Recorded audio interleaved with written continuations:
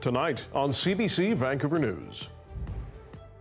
I assumed that they were going to do an autopsy, but they didn't. They just did the toxicology report, and I didn't really get any information about that. Why does BC not do more autopsies? Amid the brutal poison drug crisis, many families wonder why.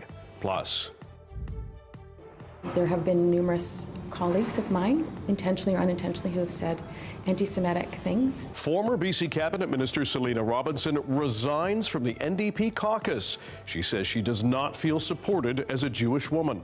And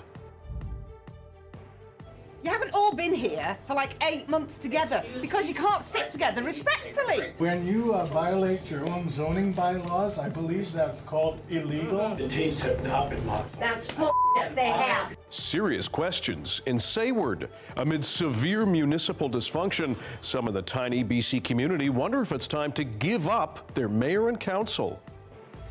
This is CBC Vancouver News.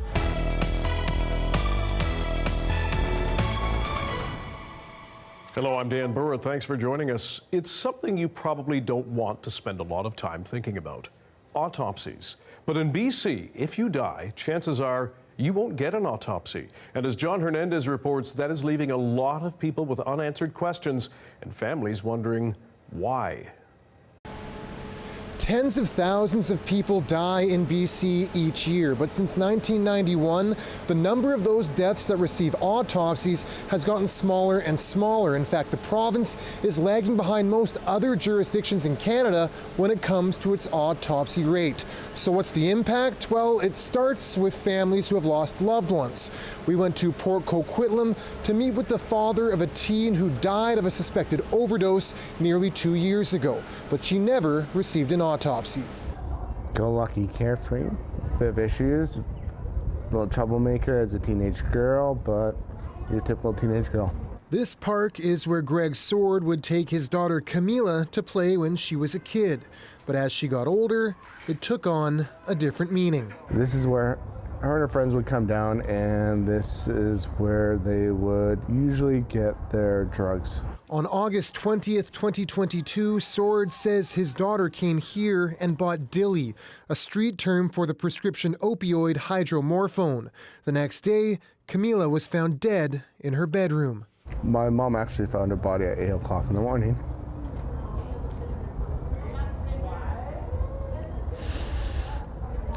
She was curled up in a fetal position. And then when I got there, the cops were there, and they would not allow me to see my daughter until she was in a body bag. It took nearly a year and a half before the BC Coroner's Service released its findings. A toxicology report found cocaine, hydromorphone, and MDMA in the teen's blood. The coroner concluded she died of cardiac arrhythmia caused by cocaine and MDMA use, but no autopsy was ever performed. Sayward still wonders if dilly played a role in her death. And I assumed that they were going to do an autopsy, but they didn't. We ran Camila Sayward's toxicology and coroner's reports by a number of independent death investigators who all said the same thing. Without an autopsy, it's hard to say with any degree of certainty what killed her. Certainly in the context of a 14-year-old girl, we need to be sure what the cause of death is. Not just a best guess. We need to be pretty darn certain. Forensic pathologist Matthew Ord says investigators could be missing out on critical health information related to the teen's death. To me, the cause of Camila Sayward's death is undetermined. It could be explained by drug toxicity, but there may be other factors at play that haven't been assessed by virtue of the lack of an autopsy. Camila's case is far from unique. The vast majority of overdose deaths in BC don't receive autopsies, and forensic pathologists, the people qualified to perform them, say that's a big problem. BC's autopsy rate has steadily declined since the early 90s, dropping from 22% in 1991 to just 3.2% in 2022. That trails behind all provinces with more than 1 million residents other than Quebec. The low autopsy rate it's a scandal. It means that we are unable to identify how and why it is our loved ones have died. As a society, we all need to know why people die. It's an important societal safeguard. We need death data to work out why people died so we can channel funding in the correct routes and so on. It acts as an early warning system for new disease processes such as COVID-19, or it can help identify new potent illicit drugs that come onto the market, and it can also pick up safety issues. In a statement, the BC Coroner's Service said the main reason the autopsy rate is so low is because the number of unregulated drug deaths is much higher in BC than most other provinces. Instead, coroners will rely on information like toxicology, the scene, and the deceased's medical history. But that still doesn't account for how few autopsies are actually done here, especially compared to provinces like Alberta. In 2022, Alberta completed about 2,000 more autopsies than BC did, despite having far fewer total deaths. Dr. John Butt is the founder of Alberta's medical examiner system. In a system like there is in British Columbia, it wants badly for medical direction. A medical examiner system like in Alberta is run by doctors. Deaths are investigated by physicians, but that's not the case in BC, which uses a coroner's service. Coroners here don't have medical training, yet still make critical determinations on the cause of someone's death, including whether or not there should be an autopsy. I would bet my bottom dollar that the issue here in British Columbia is to save money on autopsies. It's not the bottom line, but when you look at the way the system is organized, it defaults into that by the ineptitude or lack of education by the chief coroner in issues of medical cause. For decades, the BC Coroner's Service has been run by lawyers, including former Chief Coroner Lisa Lapointe, who recently retired after 13 years. When asked if the province would consider her successor to be someone with a medical background, provincial leaders were non-committal. I'm looking for someone, the best person for the job. I'm sure that person will be looking at our practices here in the province to see whether there are areas for improvement or additional scrutiny, and that person will have my full support. As for Sayward, he's come to realize that there are many just like him who want more clarity on the deaths of their loved ones, but will likely never get it. It just makes me question, why don't we have it? Why aren't we really trying to find out the source of these deaths? Why don't we invest the money? Answers that, in the end, might not change what happened to his daughter, but could still provide some much-needed closure. John Hernandez, CBC News, Port Coquitlam. A bombshell in the BC legislature today. Former Finance Minister Selina Robinson has resigned from the NDP caucus to sit as an independent. She says she felt unsupported as a Jewish woman in her party and claims there are anti-Semitic voices in the New Democratic caucus. There have been numerous colleagues of mine, intentionally or unintentionally, who have said anti-Semitic things. The Jewish community heard apologies from them. They were accepted, and things carried on. That hasn't been the case, certainly in my case, and that certainly has been very hurtful, and the Jewish community is pretty outraged by it. In February, Robinson resigned as post-secondary education minister after she made comments about the Middle East during a panel of Jewish public officials. She referred to the region where Israel was settled as a, quote, crappy piece of land with nothing on it. She apologized but faced mounting criticism, including from the premier, and later stepped down. The NDP's House leader says he recognizes Robinson is hurting and respects her decision to leave, but he denies her claims of double standards or anti-Semitism within the caucus. I would not agree with that. People understand that the Jewish community is hurting. The attacks from Hamas are traumatizing for people in our communities, within the Jewish community, and for the community broadly. Robinson had already announced she was not going to run in this fall's provincial election.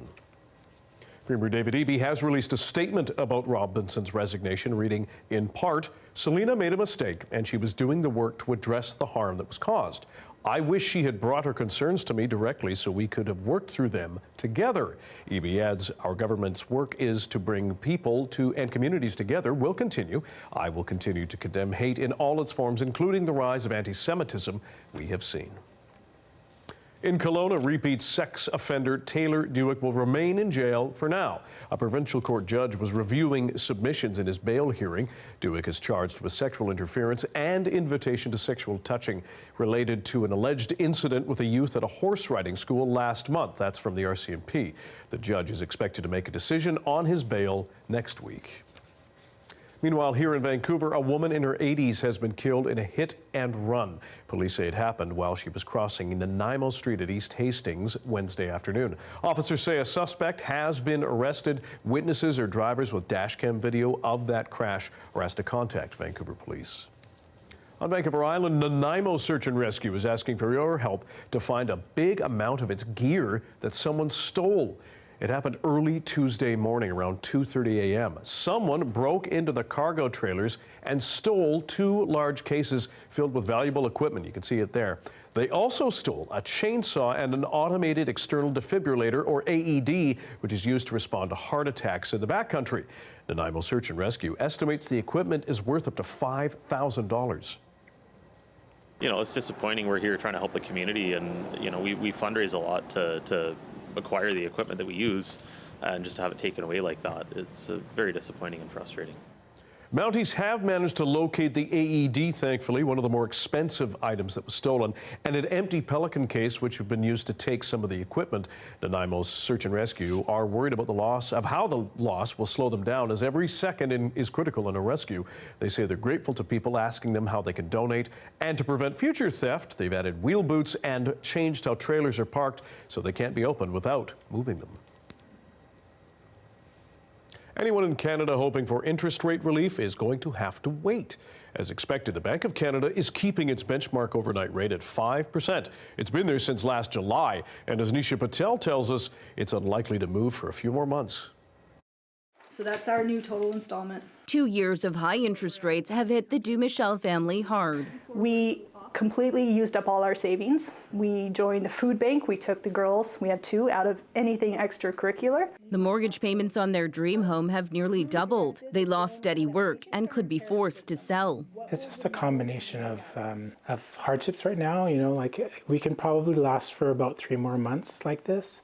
Many Canadians like them are playing the waiting game, desperate for lower interest rates. The higher rates have weighed on consumption and investment, and you have seen things slow down. The job market is cooler too, and inflation has tumbled from its peak. But the Bank of Canada says it's still too soon for rate cuts. The assessment of the Governing Council is that we need to give higher interest rates more time to do their work. Overall inflation in Canada is at 2.9%, and some of the core measures the central bank watches are even higher. So interest rates will stay where they are until officials see more progress towards the 2% target. Even then, rate cuts could be slow. I think it's very safe to say we're not going to be lowering rates at the pace we raised them. But those high rates are squeezing borrowers. In the latest quarter, missed mortgage payments climbed 52% compared to a year ago. Anyone facing mortgage renewal this year will see their bills jump sharply. We've been putting extra away specifically for that reason, to be prepared for rates of 6 or 7% even. I'm obviously hoping rates will go down this year. It's hard to tell at this point. I think if they were to start decreasing, it would help a lot of people. The Bank of Canada gave few clues about when it could change policy, though many economists predict the first interest rate cut could come in June. Nisha Patel, CBC News, Toronto.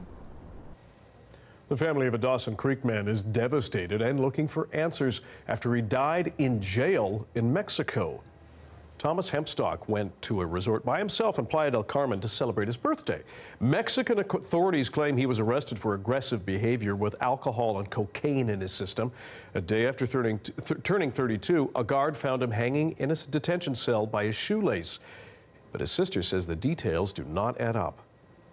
People need to be aware of going to foreign countries and the way that things work, and I want the police department to be held liable. They failed him. They did not do their job. They did not keep him safe from himself, never mind from anyone else. Hempstock died in December. Mexican authorities have not responded to repeated inquiries from CBC News. The mayor of the township of Langley is upset his community did not get chosen for federal funding for housing. The Housing Accelerator Fund was created last year to boost supply across the country. Cities and towns identified by Ottawa as so-called growth leaders got a confidential early invitation to submit proposals. But now the money's been divvied up and the township didn't get a piece. We were identified early on in the process as one of the primary growth leaders within Metro Vancouver. I think to be excluded from a housing accelerator fund, given all the unique opportunities that exist here, shows how unserious the government is about building housing. Vancouver, meanwhile, has secured more than $100 million under the Housing Accelerator Fund, while Surrey is getting just under $100 million. As we told you on Tuesday, Vancouver councillors have reinstated the license of a mushroom dispensary on West Broadway. The medicinal mushroom dispensary had its business license suspended last year. Councillor Pete Fry was among those who voted in favor of giving it back. He spoke with the Early Edition's Stephen Quinn about his vote. The reality is, on the activism side and on the public safety side, we are in an unprecedented overdose toxic drug crisis. The idea of pushing people who are using psychedelics further into the shadows to the dark market. We want folks to be safe. We saw this exact same pattern in 2015 when the city of Vancouver regulated what were then illegal marijuana dispensaries 3 years before the federal government actually legalized marijuana. Police also raided the mushroom dispensary in November. It was operating illegally while waiting for a city hearing to decide its fate. We have received a big nomination for this newscast. For a second year running, CBC Vancouver News is nominated again for Best Local Newscast at the Canadian Screen Awards. Last year, our Anita Bath scooped up Best Host for her work on this show, and our Michelle Gassoub has again been nominated as Best Local Reporter. So well earned, Michelle. Your stories absolutely make a difference. And to everyone on this team, very well done.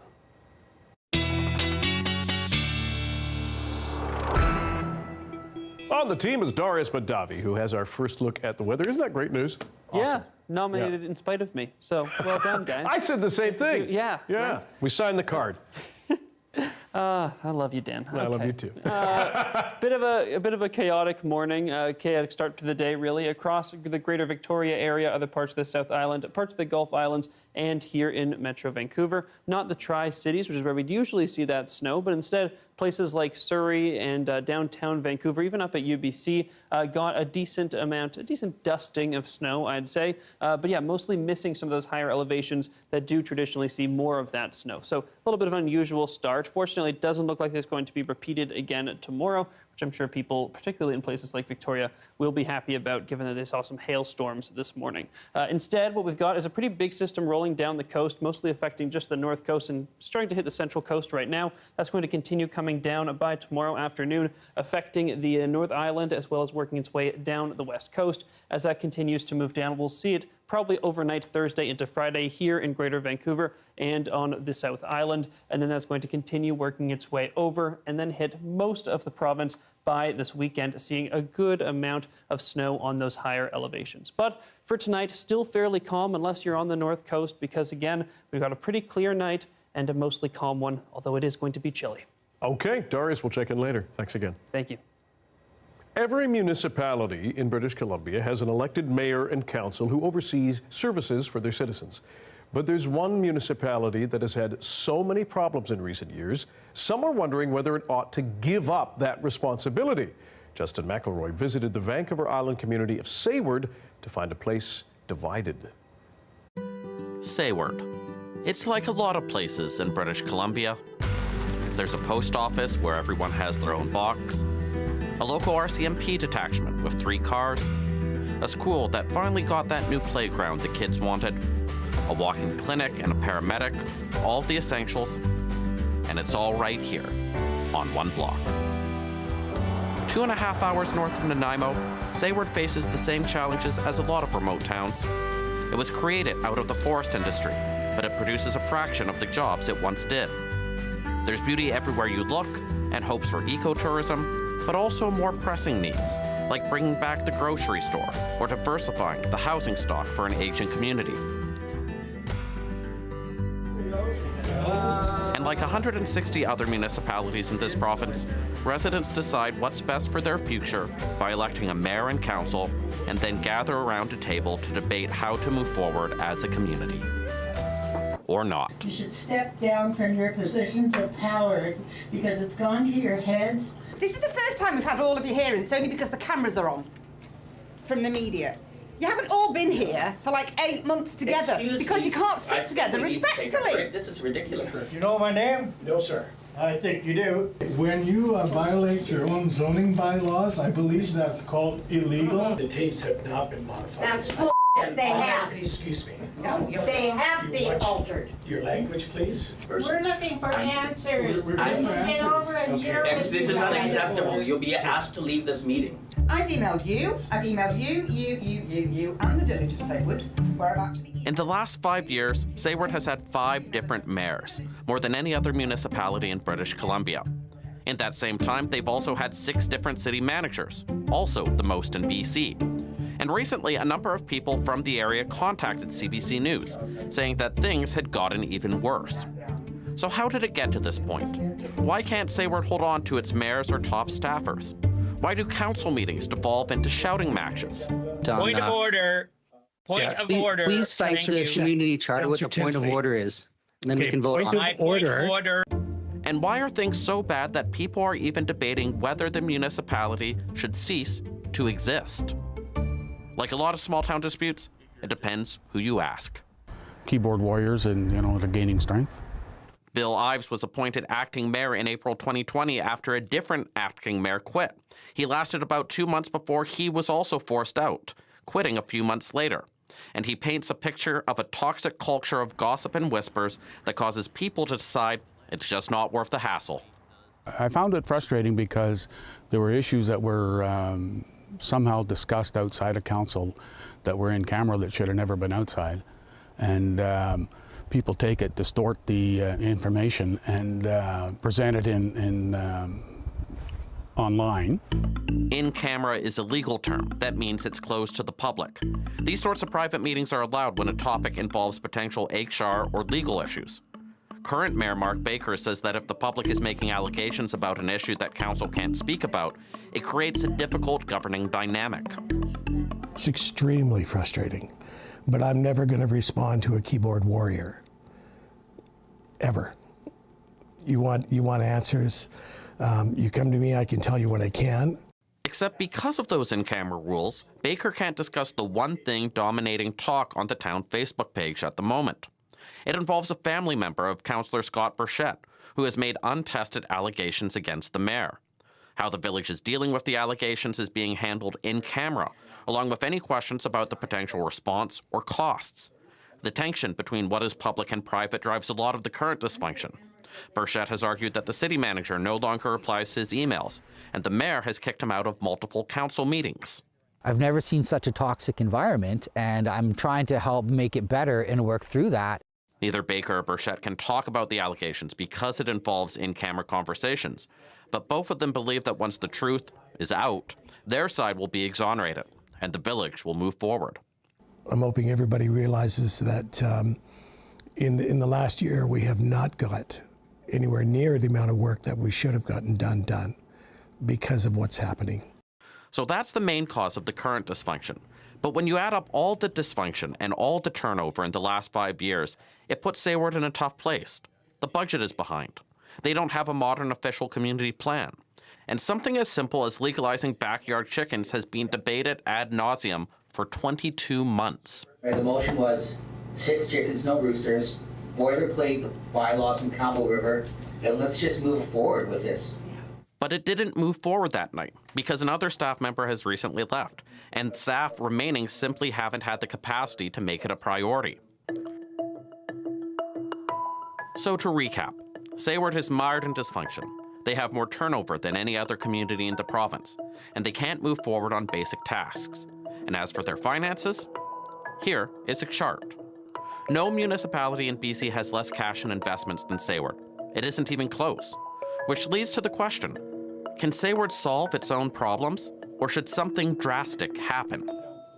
to have an intelligent discussion of the subject of the dissolution of possible dissolution of the village of Sayward. That's Alex Turner. Among all the shouting and arguing in circles at the council meeting, he put forward a simple but radical idea, that this entire thing should be shut down, that Sayward should stop existing as a municipality. Well, there's an overhead to running a village like this.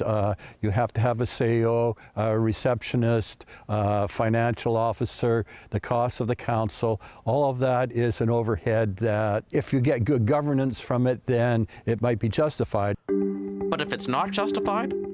If a majority of residents asked for it, Sayward could become like any other small community in BC without a mayor and council, managed by the regional district. Locals would help elect an area director for the Strathcona Regional District, but basic services would be overseen by a much larger government, headquartered in Campbell River, with one voice from Sayward in a room full of politicians from across the north-central part of Vancouver Island. And if we can make local government work better, then that's one good argument for maintaining the village as a political entity. You know, I'm just not entirely confident about that happening in the near future. Turner isn't for or against the concept, but he wants a conversation so that residents can decide whether it's worthwhile. And while the mayor and Burritt don't agree on much, they're skeptical that people outside Sayward can fix Sayward's problems. I don't think it's because of the bickering that may take place. I think they think that it's going to be a big cost savings because we don't have to pay a CAO, we don't have to pay a CAO.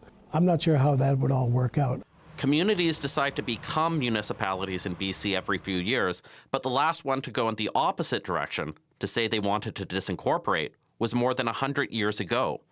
Once people formed those basic bonds of local representation by population, it's hard to shake them. It would be like Port Alberni managing Tofino. You don't get a taste of the culture, the local culture, the tight-knit community that Sayward is.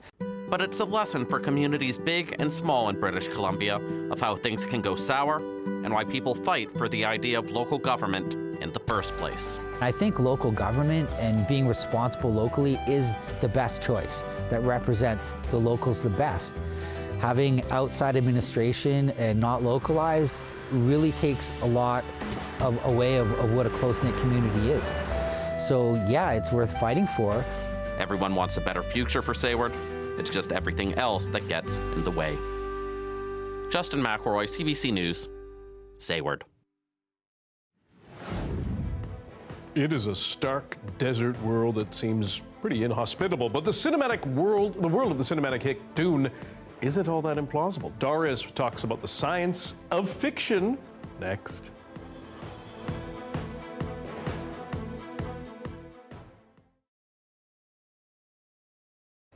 And thanks for joining our commercial-free live stream tonight. Dozens of families on PEI are trying to find a new place for their children to go before and after school. The program they've relied on is now shutting down. And as Steve Bruce tells us, some think government needs to do more to help. Paula Sharon is trying to find a new place for her 8-year-old daughter to go after school. Since kindergarten, she's gone to Milestones in Stratford. But on Friday, the center announced it's closing its school-age program at the end of August. At the beginning, shock, and then it was panic. What am I going to do come September when my daughter is going to school and I have to go to work? There's minimal centers in Stratford, and I called around to them. They have no spots right now, and there's a long waiting list. And 60 kids from Milestones are going to be on those waiting lists. Milestones is planning to close its school-age program so it can expand its government-subsidized early years center and offer more spaces to younger children. We are writing this letter to express our deep concern. The moves led several Stratford parents like Miranda Roach to write to government. I do feel that our after-school care is suffering at the expansion of the early years care.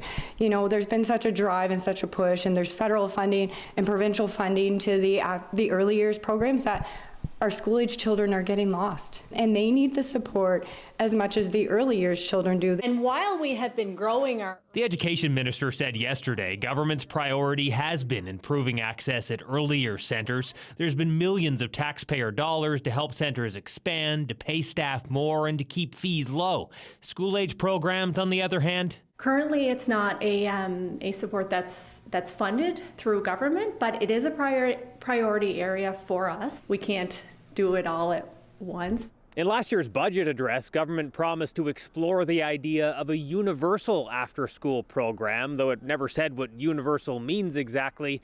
Now government says it's hired a consultant who's doing a comprehensive review of school-age childcare services.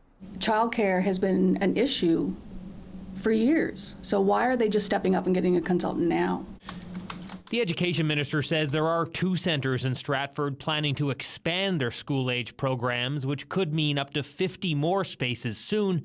Though Roach worries with programs clearly in high demand, families like hers could still be left without care. What are we going to do as parents? We can't leave the workforce. We're also in high demand because of staffing shortages. Steve Bruce, CBC News, Stratford.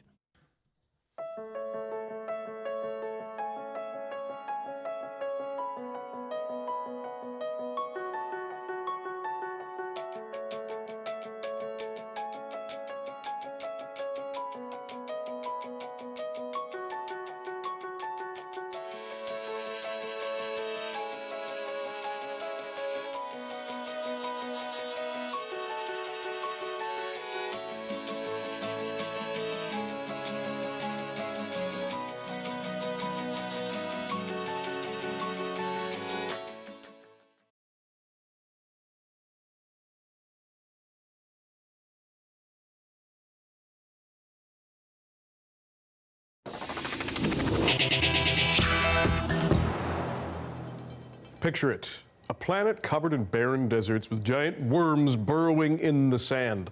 The planet orbits a supergiant star, Canopus, as far away as Pluto from our sun. Yet somehow, humans survive on the surface. Yes, to fans of the Dune series of books and now movies, this might sound familiar and impossible, but there is some science behind the fiction. For instance, Canopus is a real star over 300 light years from Earth. And now researchers have built a computer simulation of Arrakis to see if we could actually live there. And here to tell us about it is climate specialist and science specialist Darius Badavi. How do you even begin to simulate a fictional planet, first of all? I think the first step is to thank Frank Herbert, the author of Dune. I mean, the book's world building was so good that climate modelers could literally build the world, with a few reasonable assumptions, of course. Now, take a look. Here you can see the deserts and massive sand dunes, hundreds of meters tall, as well as the barren mountains that make up the shield wall around the North Pole. All of that is fed into the model, as well as the fact that its star, Canopus, is a supergiant about 70 times wider and 2,000 degrees hotter than our sun.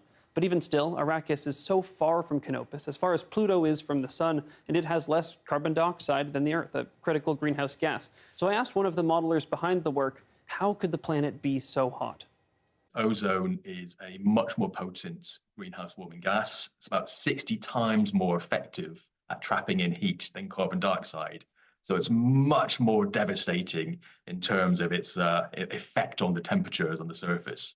Those temperatures, easily a scorching 75 to 80 degrees Celsius at the poles in the summer. And that's all thanks to a crazy high concentration of ozone, making up 0.5% of Arrakis' atmosphere, which doesn't sound like a lot until you compare it to Earth's 0.0000001%. Wow, who wants to go to an all-inclusive? So before we get carried away, how realistic is this? Is it similar to the climate models we use for this planet? Right, well, Canopus is real, but Arrakis is not. But it is the same idea, yes. Like I said, this is building on the existing models of Earth's climate. Now, because the physics at play on a water world like ours are very different from a desert planet like Arrakis, they really had to get into the guts of those models and change some of the fundamentals. But the models of Earth are just as exciting. We can now use the models to play around with different parts of it. Play God, play what if we change this mountain height?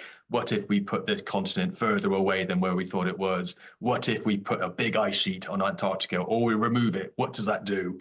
All of these things allow us to better understand exactly how the Earth system behaves. Looking at now is one of those climate models of Earth on climatearchive.org.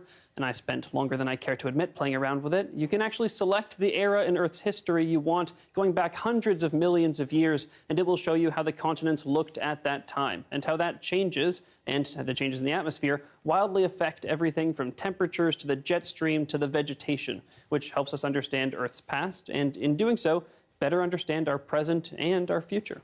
So, Darius, big question. What is the verdict? Can humans actually survive on Arrakis? It depends how comfortable you are with being uncomfortable. It's definitely not going to be an all-inclusive, Dan. But let's start with the big ones. Despite being depicted as a blazing hot desert world, and though the poles would get up to 80 degrees Celsius, the planet would actually be freezing half the time, with the poles seeing temperatures plummet to 40 or 50 below in the winter. So where you really want to be is the tropics, even though that might sound weird since here the tropics are the warmest, where the temperature would only fluctuate between around 15 and 40 degrees. Here's how Farnsworth put it. It was very surprising. There's lots and lots of the areas where quite livable, not very nice environments to live in, maybe, but certainly for humans with technology would be an area that you could habitate. Beyond that, all you have to worry about is the lack of water, the gale force winds forming incredible sand dunes and burying you, poisoning from all that ozone in the lower atmosphere, and of course the giant murderous sandworms. In other words, it would be livable, but definitely not hospitable. With no swim-up bar. No. Science and climate specialist Darius Mahdavi, who will be back later with the full weather on this planet. CBC News is learning new details about the plane in a deadly Nashville crash that killed 5 Canadians, including 3 children. More after the break.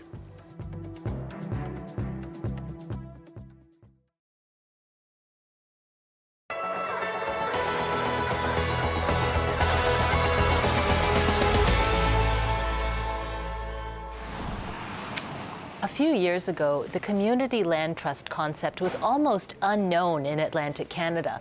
But now, at least 4 groups in Nova Scotia have begun to organize trusts to push back against the housing crisis. These 4 groups are all based in historic Black communities.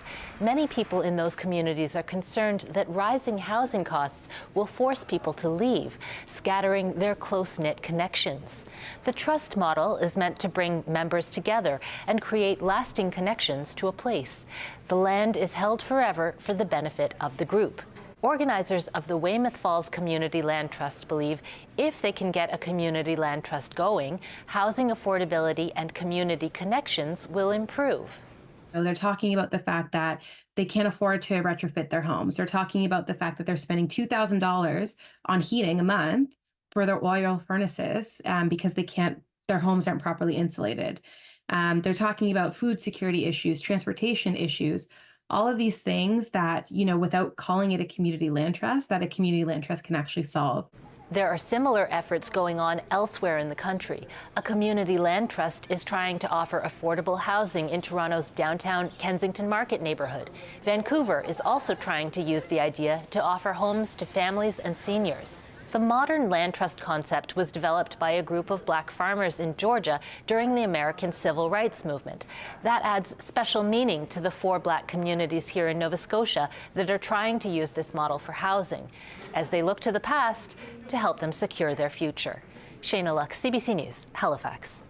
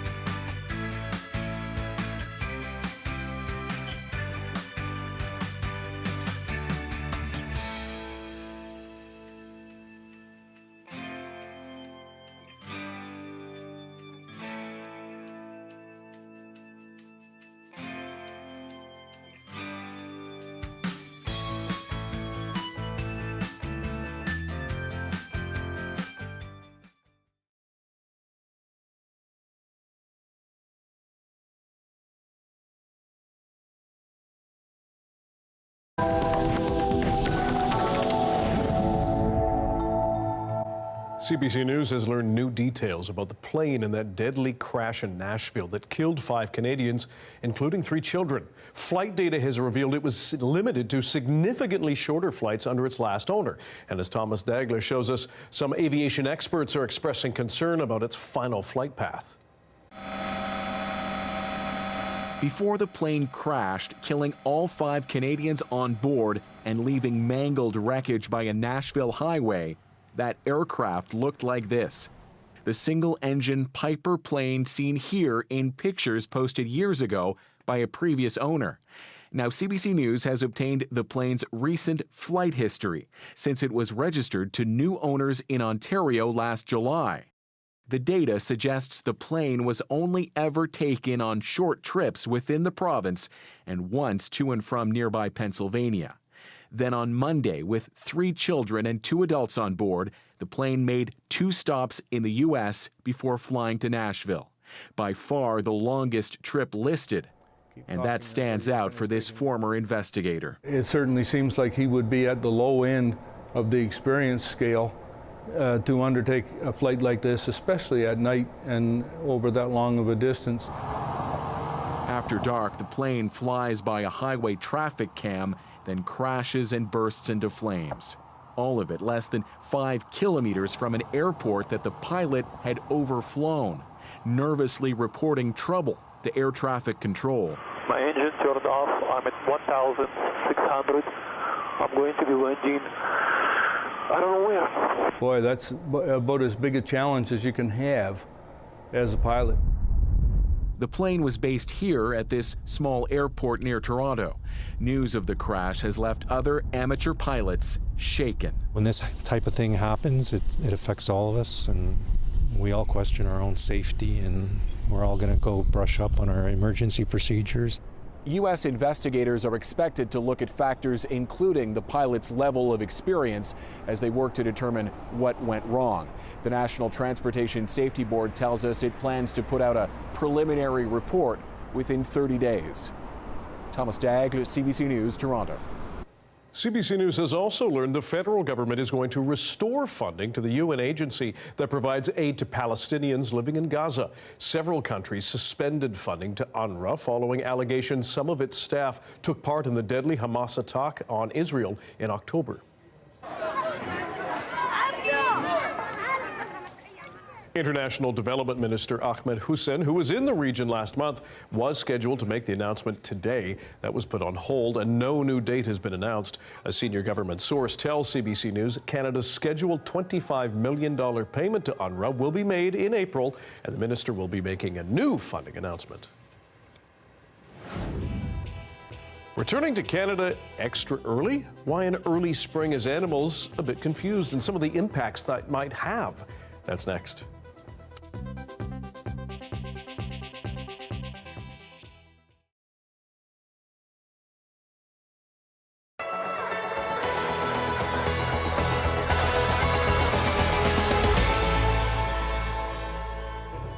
Basket making, it was never really taught on Lennox Island. It was a way of life, all right? My parents made baskets since I was knee-high to a grasshopper, I guess. And everything about the basket making was what you saw on a daily basis. Gipton, Sawgage Bolnal, Wedgie, Det, Migamagi, the unceded land of the Mi'kmaq. Now, my name is Gipton Jim Bernard, and I am from here, Mi'kmaqi. And as we sit here in my shop, making baskets, which is something I love to do, it's a tradition that's been passed down from me, from my father, and to him from his father. And it's been a tradition that's been going on for many years, and I'd like to keep it going on. In the older times they were used to nails to do it. Now, when I make baskets, I'm going back to the old way of making baskets before the nails and stuff like that were around, okay? So I wrapped them. This is my trademark, right? I always wrap the baskets and I never use nails. These are old baskets that come to me, all right? People put them online. People put them online because they want to get rid of them. I love old baskets. And the reason why is because I will then know how the baskets were made 75 to 100 years ago. And these baskets are old. We got baskets here at least 200 years old, okay? And all of the baskets are basically made the same. It's not an easy job. It gets easier with time, I should say, because when weaving baskets becomes a job, then I'm gonna quit, because I only take this craft here as my pastime, and bringing the culture back to Mi'kmaq is very important. And it should be important to all people, okay? So the more I could do that, the more I like doing it, all right? It's not really a job for me because, well, I guess it is, but one time somebody told me if you hate what you're doing, you're gonna grow old pretty fast. But if you like what you're doing and you can find somebody to pay you to do it, it's no longer a job.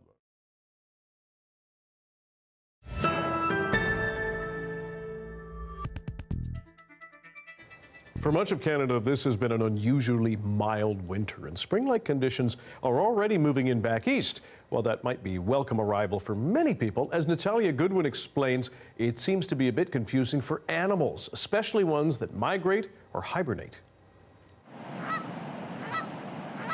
The iconic Flying V has returned.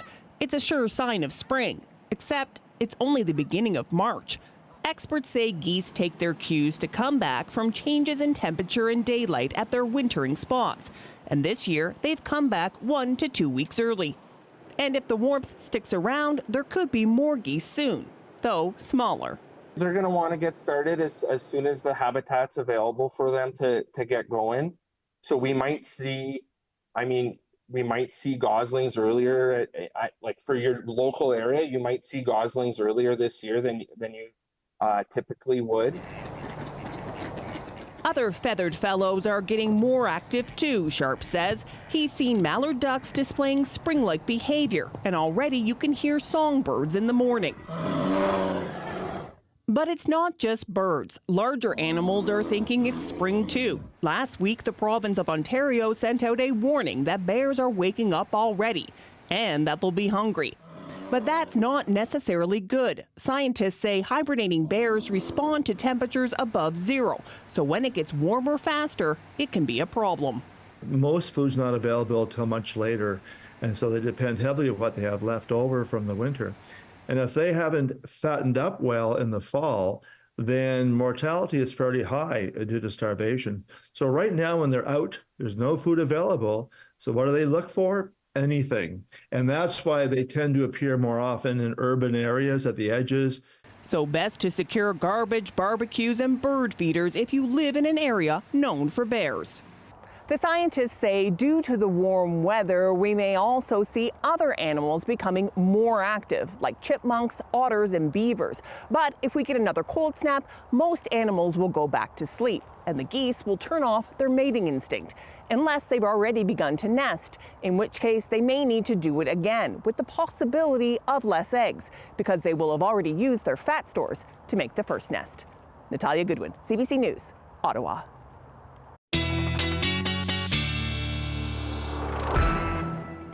Darius Madavi joins us with the BC-wide forecast. A little concerning when the animals are waking up too early. It's a bit grim, and it's not great for the animals or for the people that are not expecting to wake up and see a bear.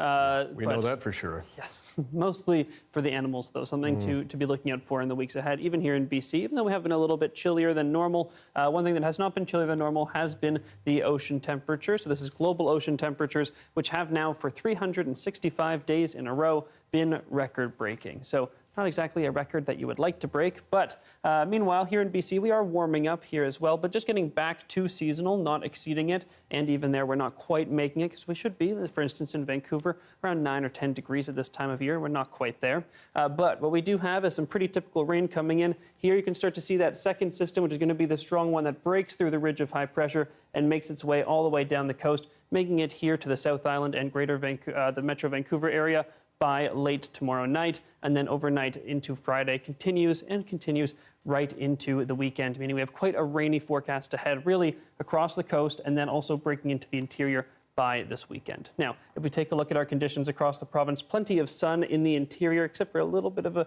snow possible in Prince George, but very wet all along the coast. And that's the story in Vancouver as well. We do have one more day of a little bit of sunshine, but that rain starts tomorrow night, and it does not let up anytime soon. Rainy town again.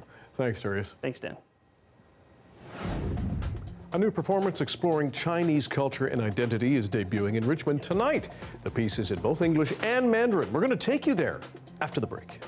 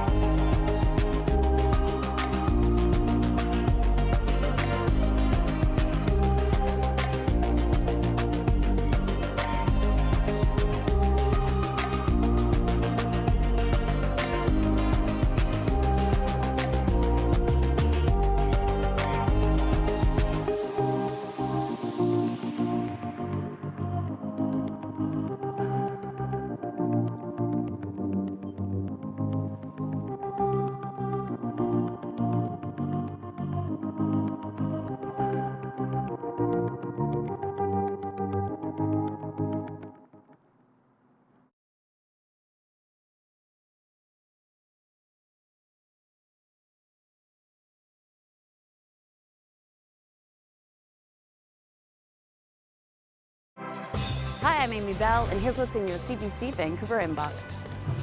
Calling all entrepreneurs, Dragon's Den auditions are back. On March 6th, attend a special entrepreneurial workshop at the Okanagan Regional Library, Kelowna branch.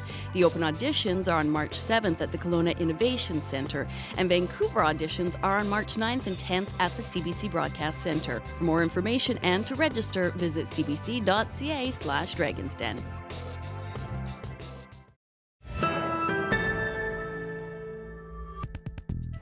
A new work is opening tonight at the Gateway Theatre in Richmond. Jade Circle looks at the link between identity and language through the lens of familial connections. To do this, the performance weaves between English and Mandarin with English subtitles. As Carolyn Chan found out, the idea is to spark conversations on things unsaid between family members. I asked my mother, will you teach me her songs? Hi, my name is Jasmine Chen. I am a second-generation Taiwanese and Singaporean immigrant. Grew up in Toronto, but now I'm here in Richmond. Essentially, after my grandmother passed away in 2012, I realized how little I knew about her because of the language barrier.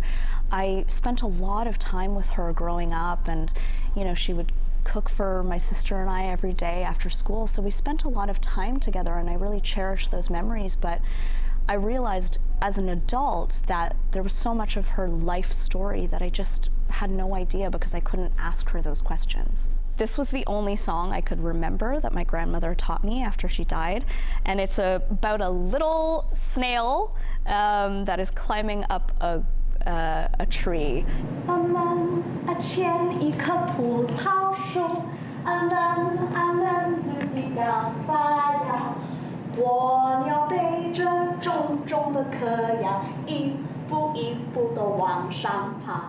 There's a quote in the show where she says, that generation is hush hush. They don't talk about things like that. So especially in regards to, intergenerational trauma, often the response is, oh no, we don't talk about that. That happened a long time ago. But what I found is in actually learning about those things and talking about those things, I had such a greater understanding and appreciation for my mother and my grandmother. So how is your Mandarin now? It's still, I feel like I'm still kind of learning how to walk. It's interesting because when I'm performing this show, it's not like that happened so long ago, even though it's been a process of writing it over several years, I'm still in the struggle, I'm getting notes every day in terms of pronunciation. So the whole piece is kind of about that vulnerability and the awkwardness and the clumsiness and feeling like, oh God, am I dishonoring my ancestors? But it's that process of, okay, well, you have to start somewhere. And even though, I'm in my mid-30s now, it's still better than not starting at all. She's very active, very playful, make kids very happy. 她不是那种凶很 strict， 她会给小孩很开心。 My name is Derek Chan, Tangaho in Cantonese, and I am the director of Jade Circle. What kind of conversations did you have with Jasmine about the production? Oh, we have had conversations ranging from starting with even where we come from and also who we come from. That's really important to Jasmine in this story, especially when she's talking about her relationship to her mother tongue and then her mother and her mother's mother. So me and Jasmine and the rest of the team, to a very great extent, we talked a lot about our family's history and our relationship with our family's languages and how we even get here. This is another thing that Jasmine and I talked quite a bit about when we imagine who we want to come to the theater to see the show. And we both really want multi-generational audiences. This is a space for families to experience Jasmine's family story, but also to think about their own family stories. We can show to our elders and our seniors that, hey, we do think that your stories matter and they're not nothing. None of these is nothing. If your grandmother was here and could speak English, how would you explain the show to her? Oh, I would say that it's really a tribute to her, and it's oh gosh, I'm gonna get emotional, but just a way to honor her and the hardships that she went through and everything that she survived to be able to give my mother a good life, and in turn my sister and I a good life.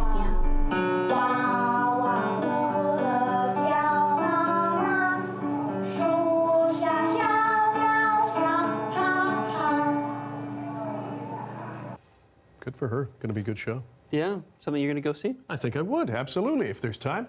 Thanks for being with us tonight on CBC Vancouver News at 6. You can watch this newscast on CBC GM, our free app, as well as on YouTube and our website, cbc.ca/BC. We will have your next local news at 11 o'clock, right after the National.